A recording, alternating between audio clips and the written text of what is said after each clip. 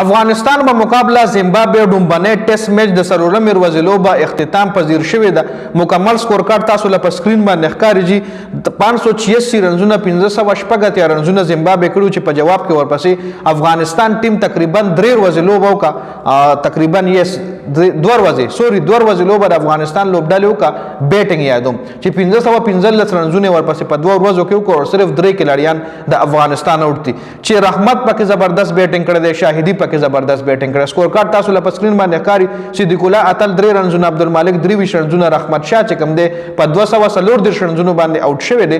شاهدي په 120 کم 200 رنزونو باندې شاهدي هم په کریس باندې موجود دی. مطلب 20 رنزونه که شاهدي نور وکړل سباله نو دا شاهدي به هم ډبل سنچري په ټیسټ فارمیټ کې مکمل شي. ززای افسر ززای ورسره په کریس موجود دی، وکټ کیپر بیټسمن دی چې په شپږ سلويخ رنزونو باندې هغه هم په کریس باندې موجود دی. دا میچ خو ښکاره خبره ده سبا پکې اخرنۍ ورځ ده.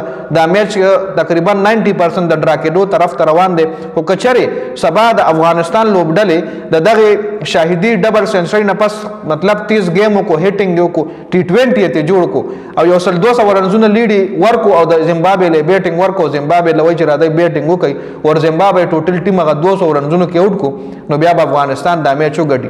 افغانستان سره د میچ ګټلو چانس شته خو که چېرې دی هیټینګ وکړو سباله 30 سکور یې وکړو بیا زیمبابوے له بیټینګ ورکړي چې راشه اوس راپسې دا لیډ وکړي. ځکه افغانستان دا وخت 71 رنزونه 71 رنزونه شاله دی اوس هم د زیمبابوے نه.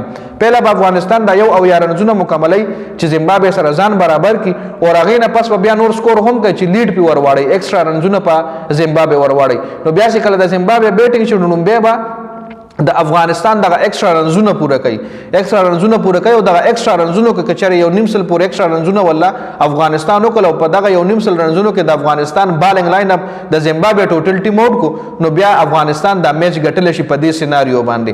نور د زیمبابوے چې کم د میچ ګټلو چانس دی هغه انتهایی کم دی. زیمبابوے دا میچ نشي ګټلی خو افغانستان دپاره چانس شته دی او هغه هم ډېر معمولي چانس دی، تقریبا 20-30% چانس دی چې افغانستان دا میچ وګټي. نور دې حوالې سره تاسو سره رایې کمنټ کولی شئ. دا سره ډېره زیاته مننه. والسلام.